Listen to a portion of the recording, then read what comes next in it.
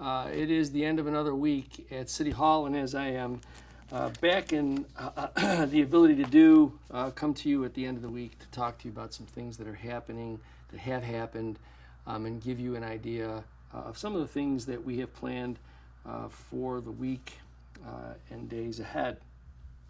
This has been a rather rewarding week at City Hall. As you know, we continue, like so many communities, we continue to try to pursue as many grants as we can in order to bring some additional funding into the community for us to do some things that we otherwise might not be afforded the opportunity to do. And this week, the City of Niagara Falls was awarded 3 different grants for a variety of items. We received a little more than $57,000 grant in order to purchase bulletproof vests for our police department. As you know, it's important, depending upon the circumstances that our police officers find themselves in, to have the most efficient equipment so that they can be safe in the circumstances that they find themselves in. Our city also received a grant, a little over $50,000, in order for us to take the necessary steps for cybersecurity. We live obviously in a very, very high-tech age, and the confidential information that government has to transmit, it's important that we have all of the necessary security in place to be able to attend to securing that information so that it doesn't fall into the hands of people who might be able to use it for other nefarious reasons. We also received a $75,000 federal grant for tactical team capabilities in our police department. It's equipment, training, exercise, and planning projects, once again for our public safety professionals. These grants come through the Department of Homeland Security, and so we're pleased that we're able to secure these grants in order to provide some additional equipment, training, and funding for our public safety professionals. This past week, we also entered into a contract, one of a handful of communities across New York State that will partake in and participate in a prescription consumer drug take-back program. I suspect that many of us have in medicine cabinets across the community expired prescription medication. What we know historically is that in instances where some of that expired prescription medication is sort of lingering around the house, sometimes it can find its way into improper use and can result in either severe injury and or death.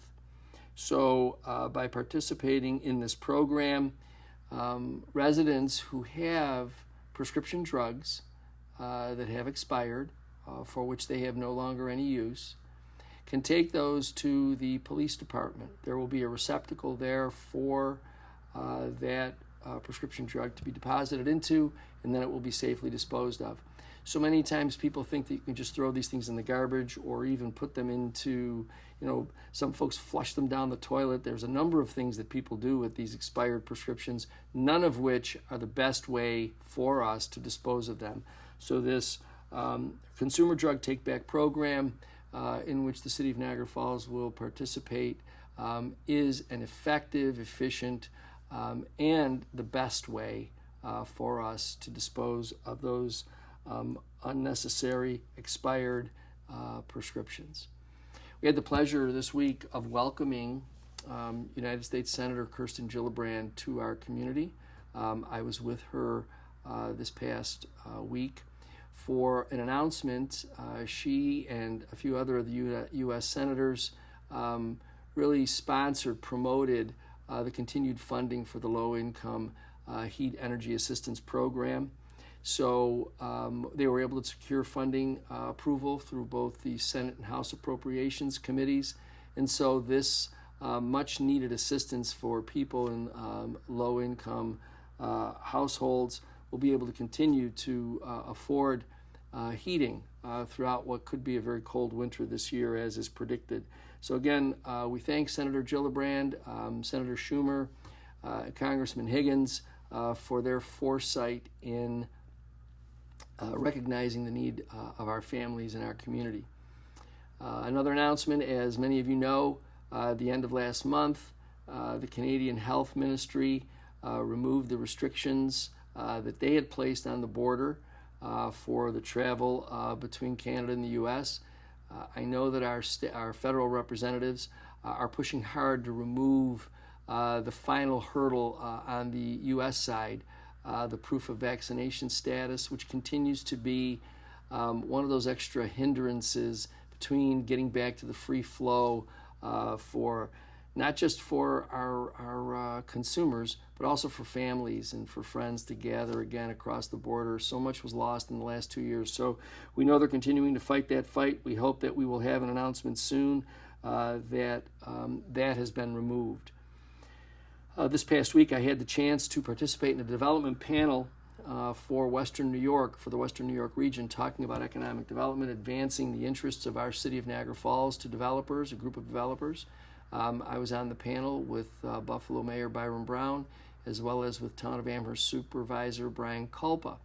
It was an interesting panel discussion regarding what we believe might be impediments to what we would like to see as additional and continued development, as well as how we prepare our communities for those developments. So again, I appreciate the opportunity to participate. I think it's important that the development community recognize that our community is ready, willing, and waiting for them to come in. This past week, we announced some significant financial news. For the last half decade, the city of Niagara Falls had been on the list in the state controller's office of a financially distressed community, a community of significant financial stress. And for the first time in a half decade, we have been able to get our city lifted off of that. It's a credit to our administration, the people who are working in our administration. We work hard to make sure that the money that the taxpayers are paying is effectively used, isn't wasted, and we do our best to make sure that your money is being well attended to because it is a public trust. We have also received a modification by one of the bond rating agencies of the outlook for the city. The outlook of the city had long been negative. And this past month, we received one of the rating agencies' review, which now has moved the city of Niagara Falls into a stable outlook for the future. Those things, while not necessarily ribbon-cutting, shiny objects, are critical to the foundation of development in our community. Our ability to express to the investment community and to the development community that we have our fiscal house in order, I think bodes well for our opportunity to attract investment.